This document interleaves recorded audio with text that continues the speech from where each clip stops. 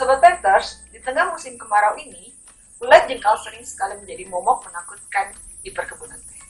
Ulat jengkal dengan nama latin Hipposidrata laka memiliki potensi kerugian yang sangat tinggi, bahkan dapat mengakibatkan kematian pada tanaman teh.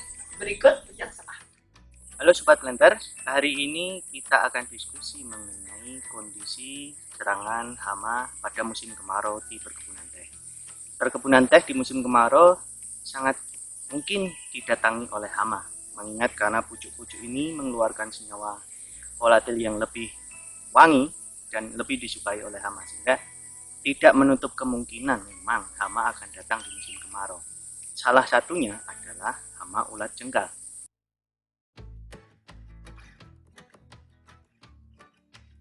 Hama ulat jengkal itu mulai dari telur hingga larva, kemudian sampai dewasanya muncul di lingkungan pucuk petik.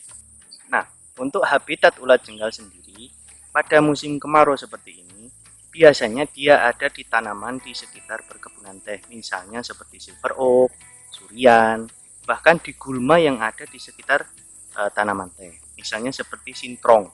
Nah, itu sangat mudah kita temukan di petanaman teh.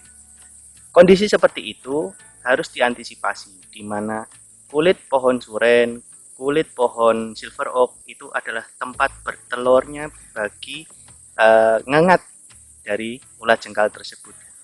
Ulat jengkal itu juga makhluk yang hidup di sekitar pertanaman teh, sehingga kalau kita ingin mengendalikan tidak bisa dengan konsep yang disebut pemusnahan.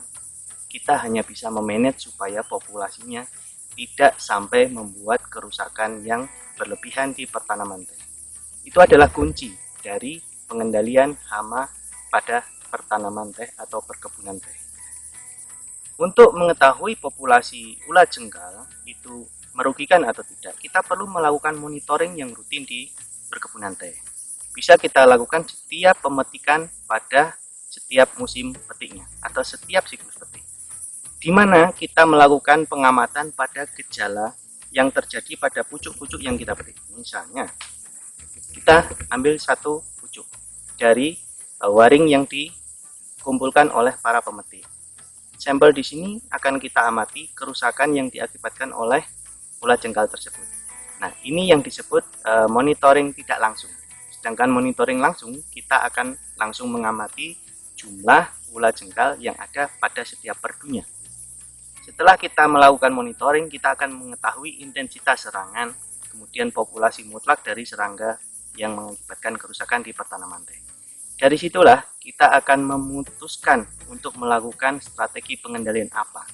Salah satunya adalah dengan pestisida organik yang kita sekarang ini buat dengan tanaman kipahit.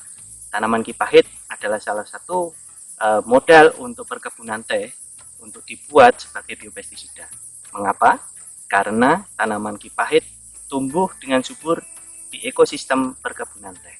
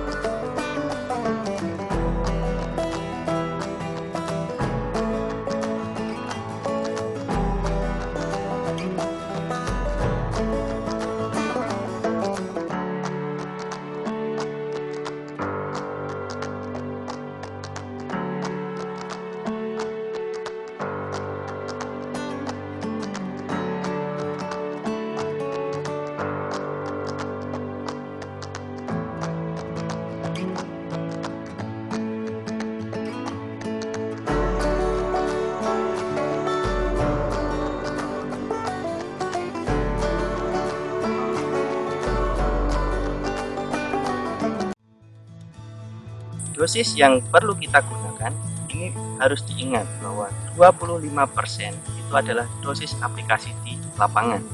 Artinya, jika kita menggunakan volume semprot 400 liter, kita memerlukan larutan biopestisida sebanyak 100 liter. Nah, itu dapat kita lakukan penyemprotan selama satu siklus petik, paling tidak 2-3 kali. Sobat Planters, semoga penjelasan dari peneliti proteksi tadi dapat memberikan pencerahan bagi para planters yang sedang menghadapi permasalahan ulat jengkal di perkebunan. Jika ada hal yang ingin didiskusikan, silahkan tinggalkan pertanyaan di kolom chat dan jangan lupa like dan subscribe channel ini. Sampai jumpa!